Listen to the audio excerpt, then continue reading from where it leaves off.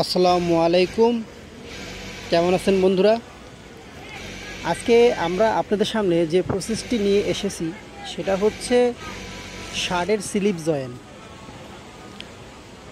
শার্টের slip join করার জন্য আপনারা অনেকেই আছেন ওভারলক মেশিনের ইউজ করতেছেন বা ওভারলক মেশিন দিয়ে জয়েন করে পরে প্লেন মেশিন দিয়ে টপসিং দিচ্ছেন, কিন্তু আপনারা চাইলে আপনাদের প্লেন মেশিন দিয়েই জয়েনও করতে পারবেন, টপসিনও দিতে পারবেন। সেই কাজটাই এখানে করা হচ্ছে।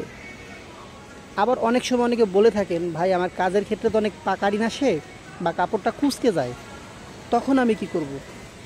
দেখতে পাচ্ছেন গাইডের পিছনে ওখানে কিছু ওভারলকের ঝুরো কাপড়গুলো দিয়ে একটা কাপড় বাঁধা হয়েছে, একটা বলের মতো করা হয়েছে।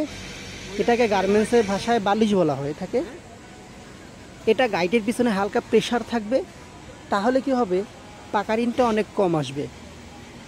তো আপনারা চাইলে আপনাদের কারখানা বা আপনাদের গার্মেন্টসে যদি আর্মল টপসিং দেওয়ার সময় যদি পাকারিন আসে বা কাজের কোয়ালিটি যদি ভালো করতে চান, অল্প কস্টিং খরচের মধ্যে যদি কাজ করতে চান, তাহলে এই টেকনিকটি অ্যাপ্লাই করতে পারেন।